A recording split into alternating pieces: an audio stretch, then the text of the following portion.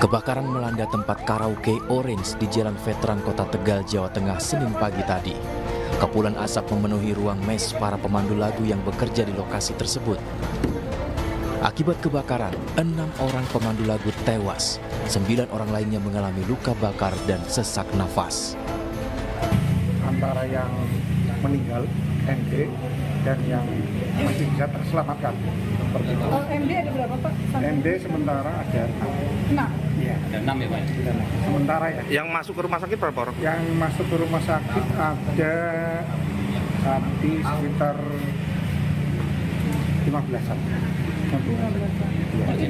MD-nya itu karena apa, Pak? Oh, sudah dari lokasi. Penyebab MD-nya apa?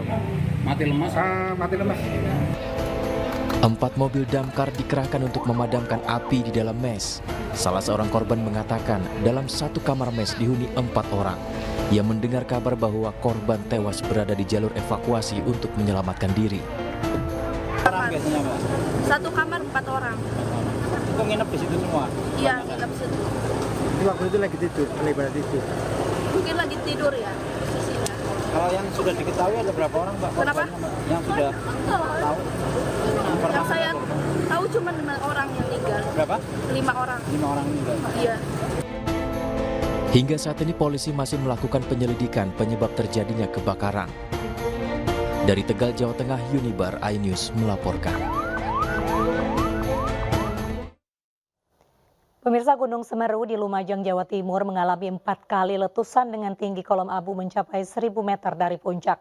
Petugas BPBD Kabupaten Lumajang mengimbau warga untuk tetap waspada.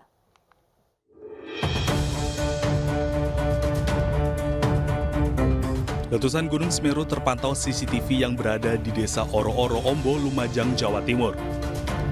Dari rekaman CCTV, material vulkanik menyembur dari kawah setinggi 1.000 meter condong mengarah ke sisi timur.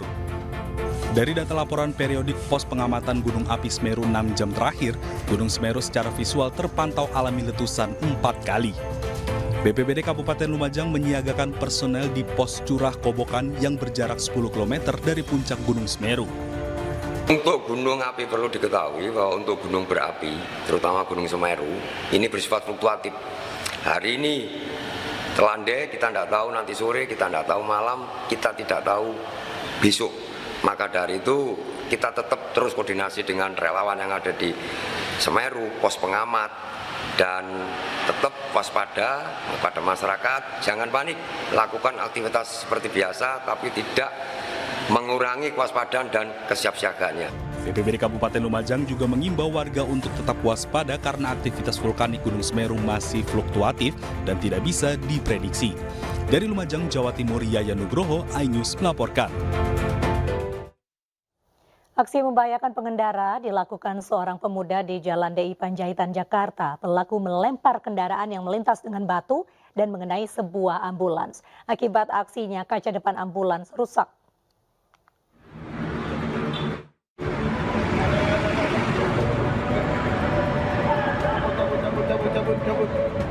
Pengemudi ambulans yang dilempari batu saat melintasi Jalan DI Panjaitan akhirnya berhenti. Ambulans yang dikendarainya mengalami kerusakan di bagian kaca depan akibat ulah seorang pemuda tak dikenal. Pengemudi mencoba mengejar pelaku, namun pelaku langsung melarikan diri. Lagi anteng-anteng dilempar batu. Menurut warga, pelaku tak hanya melempar batu pada ambulans, namun juga ke mobil-mobil lainnya yang melintas. Meski lemparan batunya tidak mengenai mobil-mobil tersebut. Diketahui aksi yang membahayakan pengendara ini sudah dilakukan pelaku sebanyak 2 kali di Jalan DI Panjaitan. Dia pakai batu atau apa? Menggunakan batu. Untuk korban sendiri? Untuk korban tidak ada, cuma hanya ada retakan di bagian kaca depan. Artinya itu pria itu warga sini atau gimana? Kurang lebih sepertinya warga seberang. Warga seberang. Itu dia melempar langsung mengenai kaca mobil atau? Langsung mengenai kaca mobil. Kasus ini sudah dilaporkan ke pihak kepolisian Polres Metro Jakarta Timur dan saat ini masih dalam tahap penyelidikan. Dari Jakarta, Rio Manik, iNews melaporkan. Ledakan gas yang diduga berasal dari gas bumi terjadi di sebuah bangunan di Medan, Sumatera Utara. Akibatnya 3 bangunan rusak dan seorang korban luka bakar.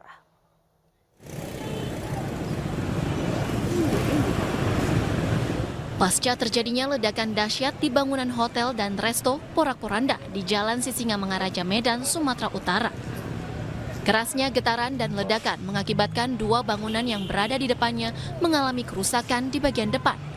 Bahkan seorang tunawisma yang kerap tidur di bangunan ini menjadi korban ledakan dan mengalami luka bakar serius. Dari gas bocor itu ya. tiba-tiba aja meledak.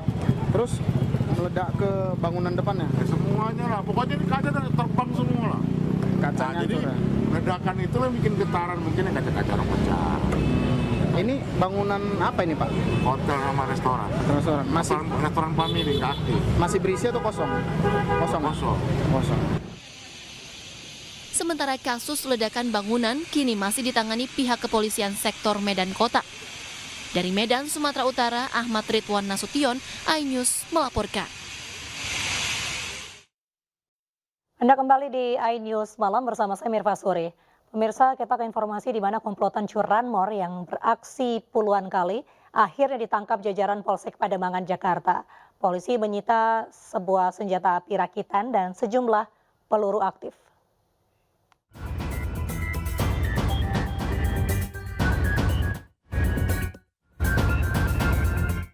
Aksi komplotan curanmor terekam CCTV saat sedang beraksi di kawasan Jakarta Utara.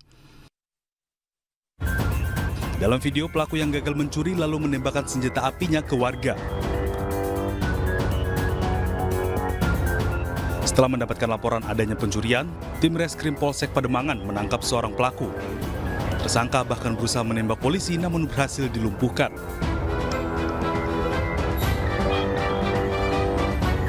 Dari tangan tersangka, polisi menemukan 1 buah senjata api rakitan jenis revolver dengan 5 peluru.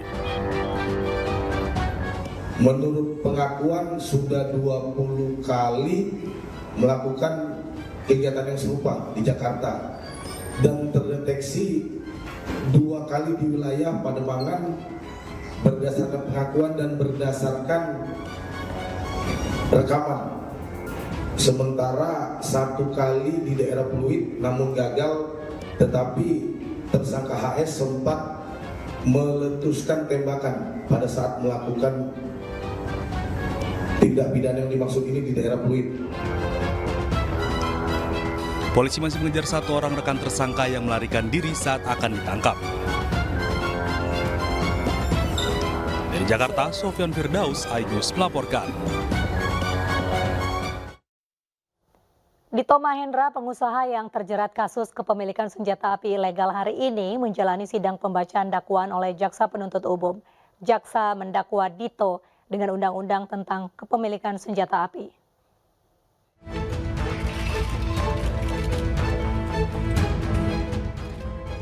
Dito Mahendra menjalani sidang perdana dalam kasus kepemilikan senjata api dan amunisi di Pengadilan Negeri Jakarta Selatan. Jaksa Penuntut Umum mendakwa Dito dengan pasal 1 ayat 1 Undang-Undang Nomor 12 Tahun 1951 tentang kepemilikan senjata api. Atas dakwaan tersebut, Dito terancam hukuman 20 tahun penjara. Walaupun begitu, kuasa hukum Dito mengatakan kliennya menghormati proses hukum dan untuk kepemilikan senpi karena kliennya memang hobi menembak. Melalui kuasa hukumnya juga, Dito memohon penangguhan penahanan atas dirinya. Tapi kalau dari sisi kami, itu semua ada izinnya. Tinggal nanti kita buktikan di persidangan dan hakim yang akan nanti putuskan.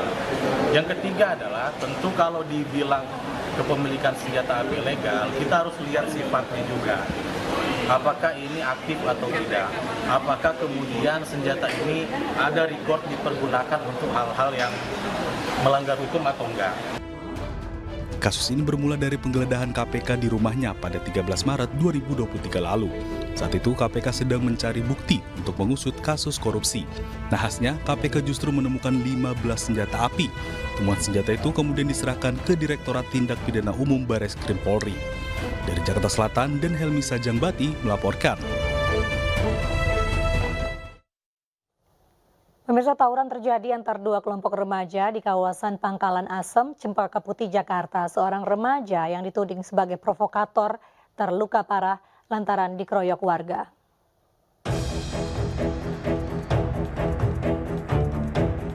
Tawuran terjadi antar dua kelompok remaja di kawasan padat penduduk di kawasan Pangkalan Asam, Cempaka Putih, Jakarta.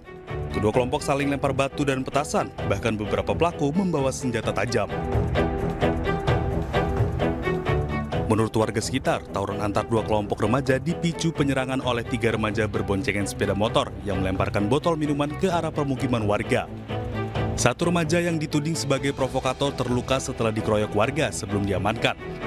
Tak terima rekannya diamankan, kelompok remaja itu kemudian membawa pasukan dan langsung menyerangi hingga tawuran pun tak terhindarkan.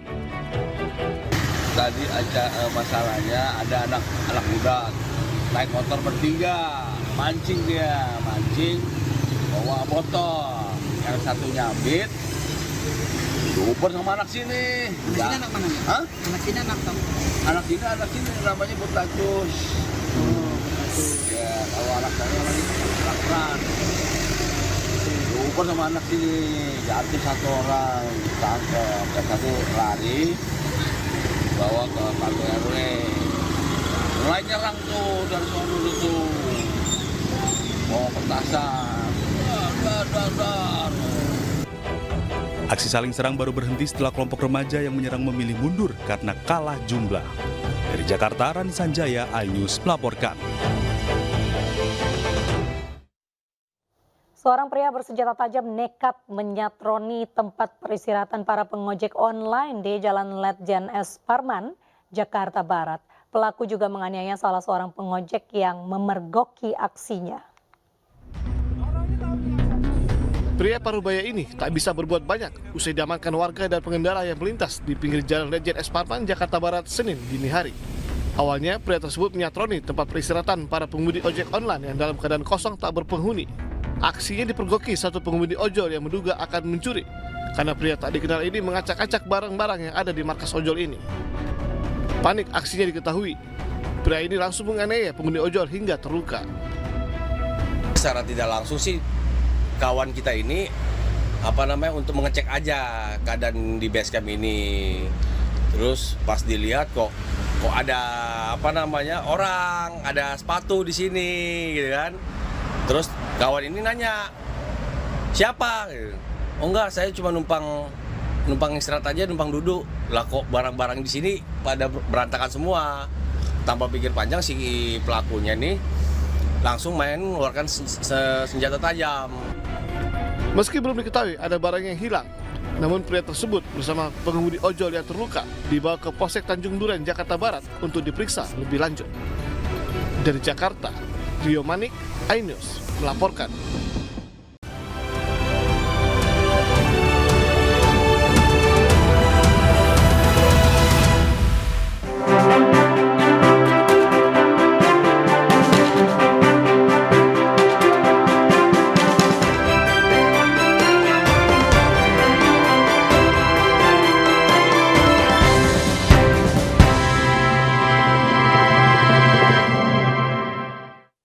Pemirsa, hari ini merupakan hari terakhir bagi warga untuk mengajukan pindah memilih lokasi pencoblosan pemilu 2024. Selain di Jakarta Pusat, antrian panjang pindah TPS juga terjadi di kantor KPU Jakarta Selatan.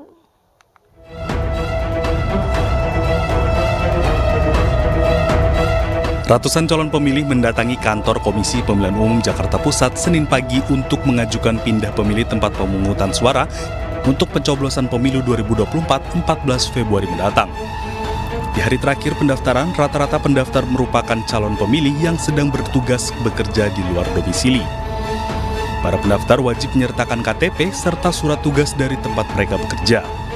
Untuk pendaftar yang masih berdomisili di Jakarta namun mengajukan pindah TPS ke Kota Jakarta Pusat, masih dapat menyalurkan hak pilihnya untuk pemilu presiden dan pemilu legislatif, DPRD Provinsi, serta DPR RI. Persyaratan pindah pilih misalnya untuk yang bertugas itu kan surat keterangan dari atau surat tugas dari tempat bekerja. Kalau yang sedang menjalani rawat inap, itu adalah surat keterangan dari rumah sakit yang menjelaskan bahwa pasien tersebut sedang dirawat di rumah sakit itu misalnya. Sementara bagi warga asal luar Jakarta yang mengajukan pindah memilih hanya dapat menyalurkan hak pilihnya untuk pemilu presiden saja. Selain itu, antrian panjang juga terjadi di KPU Jakarta Selatan. Hingga Senin siang tercatat sudah 400 warga yang mendaftar untuk pindah alamat memilih. KPU Kota Jakarta Selatan akan memaksimalkan pelayanan pindah alamat memilih hingga pukul 00 waktu Indonesia Barat. Warga yang hendak mendaftar pindah alamat memilih harus menyiapkan sejumlah dokumen diantaranya kartu keluarga dan keterangan alasan pengajuan pindah alamat memilih. Kapolres dan Dandim Batubara membantah suara dalam rekaman viral berisi kecurangan pemilu adalah suara mereka. Cawapres nomor urut 1, Muhaimin Iskandar minta tim hukum Timnas Amin menyelidiki rekaman itu, sementara Cawapres nomor urut 3, Mahfud MD mendorong pengujian rekaman suara melalui digital forensik. Ini langsung aja kita diarahkan ke 02, itu dulu yang pertama. Tidak ada cerita lain, tidak ada cerita alasan apapun, menangkan 02 di desa masing-masing. Nah, terkait masalah peluru, itu masih diupayakan dengan PJ supaya sebelum Pilpres dikeluar. Dengan catatan 100.000 dikeluarkan uang dari situ. Inilah rekaman suara viral diduga pejabat Kabupaten Batubara, Sumatera Utara yang bocor di media sosial. Rekaman berisi perintah agar dana desa dipakai memenangkan calon Capres-Cawapres nomor urut 2, Prabowo Subianto, Gibran Rakabuming Raka. Rekaman suara itu diduga perbincangan antara Dandim, Bupati, Kapolres, dan Kajari Batubara. Kapolres Batubara AKBP Taufik Hidayat menyebut rekaman tersebut adalah fitnah alias hoax. Saya pastikan saya Dandim itu bukan suara kami, ya. Kemudian yang kedua, saya pastikan TNI, Polri itu netral di pemilu 2024. Jadi saya pesan buat masyarakat, mari kita jangan sampai termakan isu hoax. Bantahan juga disampaikan oleh Dandim 0208 Asahan, Letkol Infantri Muhammad Basarewan. Suara yang ada di video rekaman tersebut bukan merupakan suara kami. Kami pun tidak pernah melaksanakan ada kumpul atau rapat dengan Forkopimda membahas tentang mendukung salah satu calon. Kami TNI Polri tetap menjunjung tinggi netralitas pemilu 2024. Rekaman suara yang berisi kecurangan tersebut menuai respons dari Cawapres nomor urut 3, Mahfud MD. Mahfud mendorong agar rekaman suara dilakukan pengujian validitas melalui digital forensik. Bawaslu sudah bereaksi ya itu tugas Bawaslu. Meskipun sudah dinyatakan hoax dari Bapak sendiri, apa ada himbauan sendiri? Silakan, karena kan ada digital forensik. Apakah itu benar suaranya si A, si B, itu kalau mau diperiksa betul-betul tinggal panggil ITB. Ini suaranya cocok enggak dengan si A, si B, si C, itu kan gampang. Di proses korupsi itu sudah selalu dilakukan digital forensik itu. Ini suaranya siapa? Cocok enggak nih suaranya Pak Mahfud? Tuh 96% nih sama. Oke. Tanggapan juga datang dari calon wakil presiden nomor urut 1, Muhaimin Iskandar. Muhaimin meminta agar tim hukum nasional Anies Muhaimin menindaklanjuti rekaman suara tersebut. Viral dugaan kebocoran rekaman para pejabat Batubara kini tengah dalam penelusuran Bawaslu. Tim Liputan iNews melaporkan.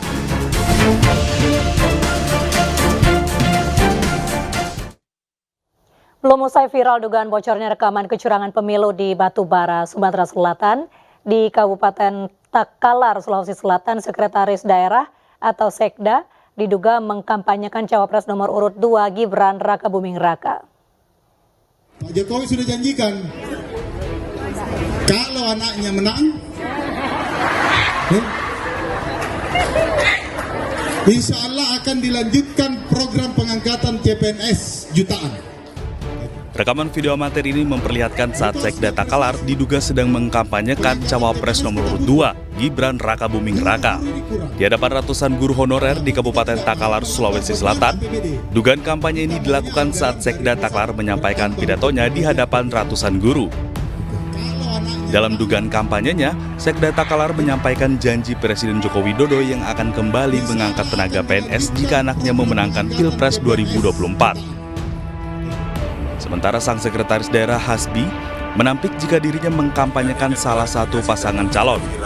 tersebut. Ajakan memilih pasangan calon tertentu, baik menyebut nomor, angka, dan sebagainya.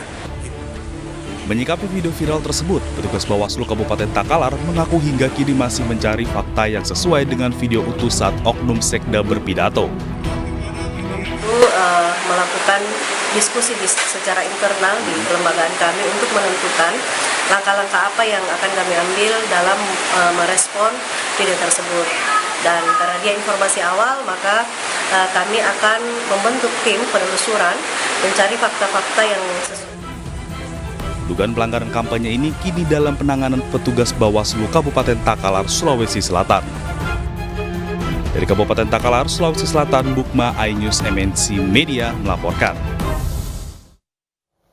Pemirsa, calon presiden Partai Perindo nomor urut 3 Ganjar Pranowo kembali melanjutkan safari politiknya di Jawa Tengah. Kali ini Ganjar belusukan mengunjungi perkumpulan tani dan UMKM di Purbalingga serta menyoroti harga pupuk dan obat yang untuk tani yang kian mahal.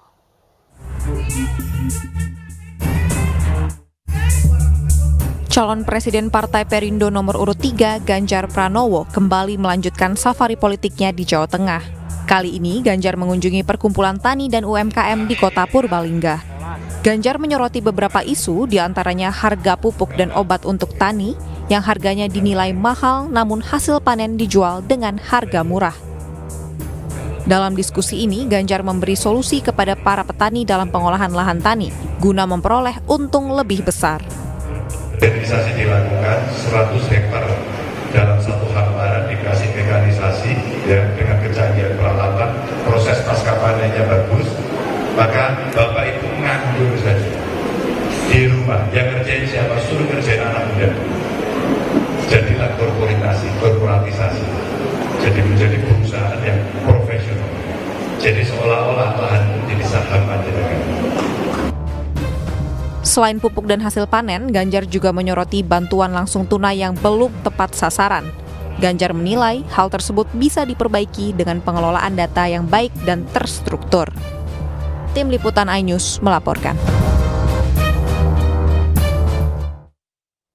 Calon Presiden nomor urut 2 Prabowo Subianto menghadiri undangan rapat pimpinan nasional Konfederasi Serikat Pekerja Nusantara di Soreang, Bandung, Jawa Barat. Dalam kunjungannya, Prabowo berjanji akan berbakti kepada rakyat.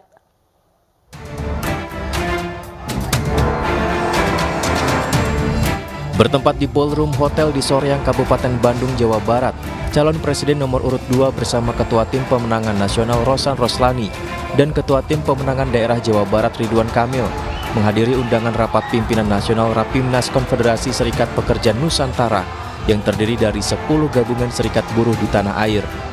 Rapimnas dihadiri 3.000 orang, di mana kepada Konfederasi Serikat Pekerja Nusantara atau KSPN, Prabowo Subianto menyatakan akan berbakti pada rakyat Indonesia dan bekerja keras seperti yang dilakukan Presiden Joko Widodo yang tidak pernah istirahat.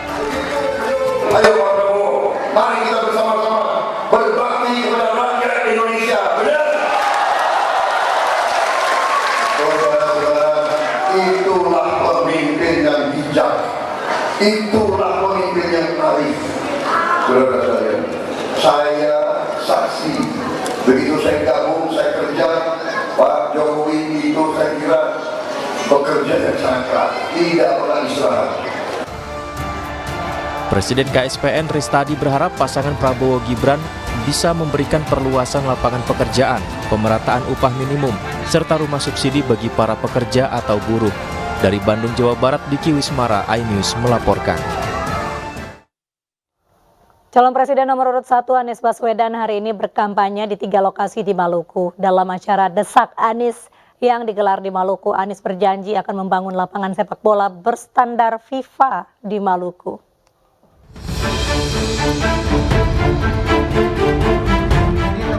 Di hari ke-49 kampanye, calon Presiden RI nomor urut 1 Anies Baswedan mengunjungi Provinsi Maluku.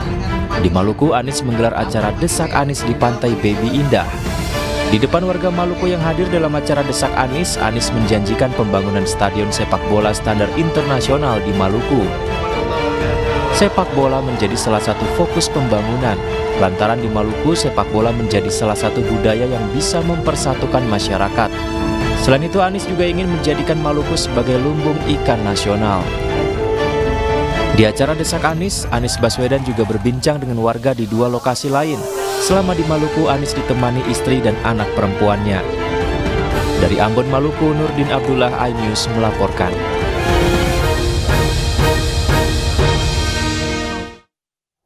Selain aktif dalam menyampaikan visi dan misi, kampanye pemilu 2024 juga dijadikan ajang berbagi kepada sesama oleh seluruh caleg Partai Perindo. Salah satunya melalui program Bazar Minyak Goreng Murah dan pemeriksaan kesehatan gratis yang rutin digelar di berbagai daerah di Indonesia.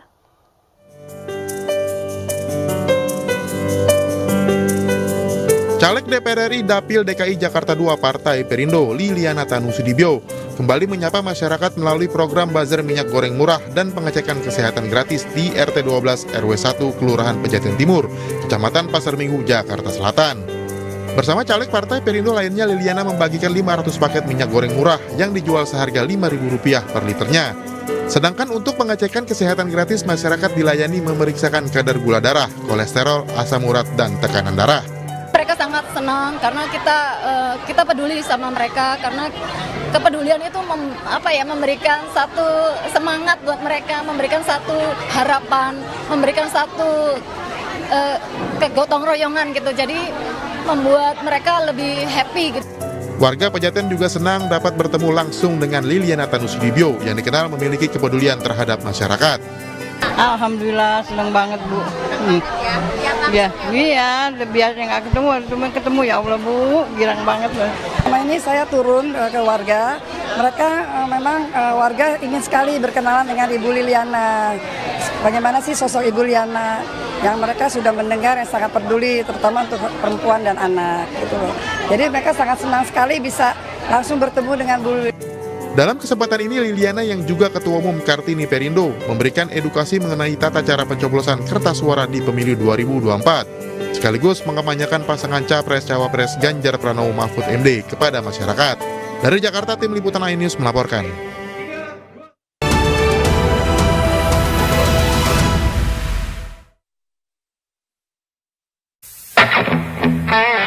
Dalam hidup, pilihan besar harus diambil.